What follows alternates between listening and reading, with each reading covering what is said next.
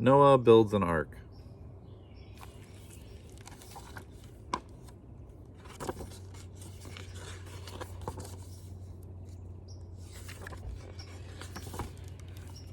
Noah spied it coming from afar.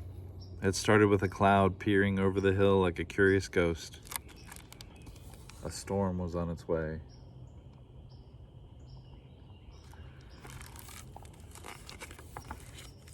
Noah watched the salamanders slither to and fro restlessly in the garden. The beetles burrowed deeper in their bed of bark. The gray field mice stuffed a hole in a log with a cushion of moss to shelter themselves. And the ants played tug-of-war with a dried twig. "It's going to be a beauty," said Noah's father as he came down into the backyard. "We better get ready." He went to fetch some wood and his tools.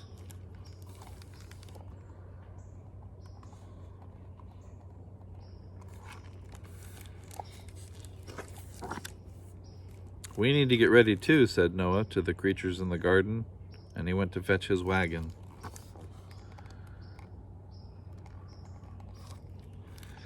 Noah's father began to board up the windows. Noah set to work with his own tools.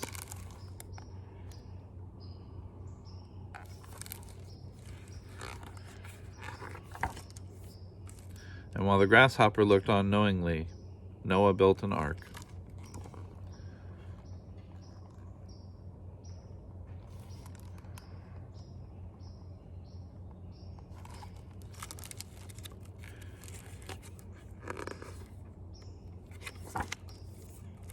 "Better be prepared," said Noah's mother from the kitchen.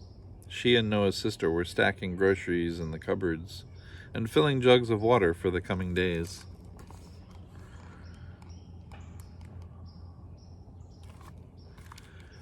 "Better be prepared," whispered Noah to the creatures in the garden, and he gathered food for the ark.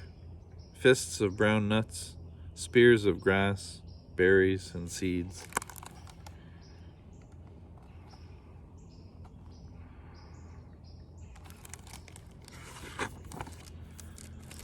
Noah's mother got out the candles and matches. "There's no knowing in a storm," she said.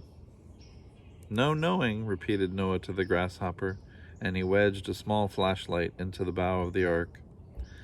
Then he furnished the ark with a miniature table and chairs, some shiny cups and saucers, and a small bed.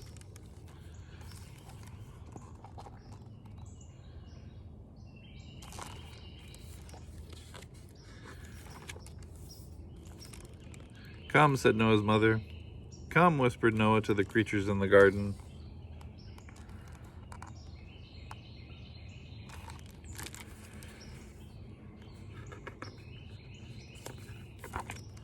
The salamander slid shyly from beneath the rock wall. The spotted toads leaped from under the large silvery leaf, and the grass snakes slithered from around the tree stump.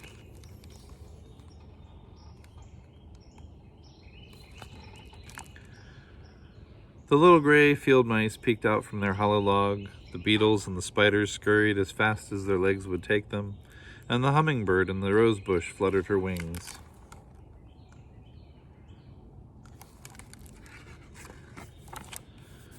Into the ark all the creatures went, 2 by 2. "I will come get you when the storm has passed," said Noah, closing the door.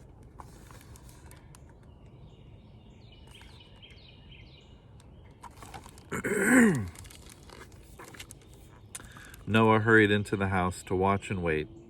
Suddenly, the sun snapped off its light. A curtain of darkness drew across the sky.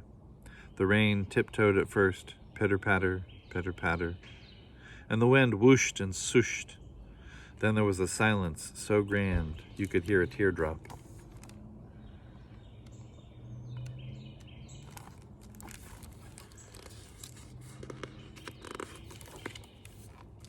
Pretty soon the wind began to roar, banging at the door and on the walls of the house. "Let me come in," it seemed to say. The rain splashed down like silver swords thrown from heaven. Noah huddled on the couch next to his little sister and Boots the cat. Inside the ark, the creatures clustered round the tiny table in a tight circle.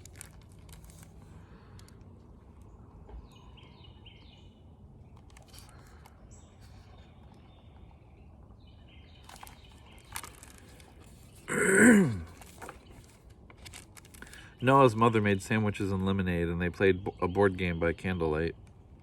Inside the ark, the creatures nibbled on nuts and seeds. The toads hopped across the mice's tails, and the spider wove pretty pictures on the wall.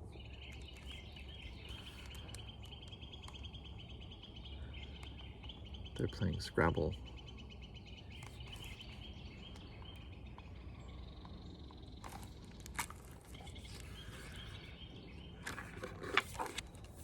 When evening came, Noah's father sat down in the rocking chair and told stories to drown out the pelting rain and the howling wind.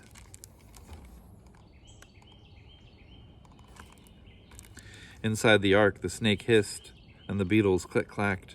Each little creature made a noise of its own. Squeak, squawk, tick-tock, knock-knock.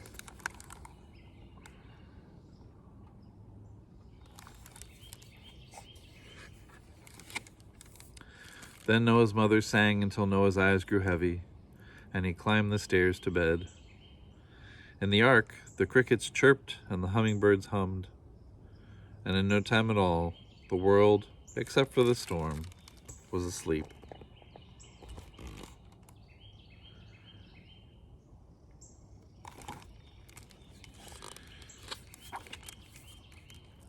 For 4 days and nights the storm raged. Raindrops swelled in puddles and then small ponds. The water rose up and up until the ark appeared to float across the garden in a sea of debris.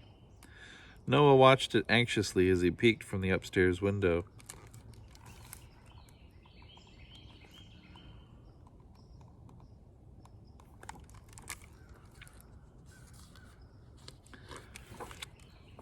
But suddenly, the wind changed direction.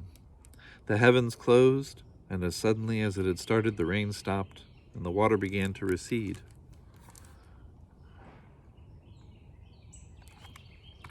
The clouds retreated, and the sun turned its light back on.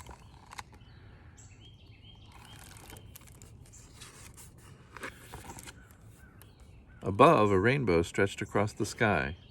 "Hallelujah," said Noah's father. "Hallelujah," said Noah.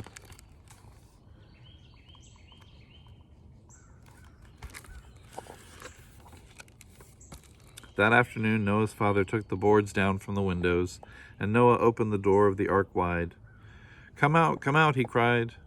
The creatures exited the ark 2 by 2, and once again the garden was swarming with life.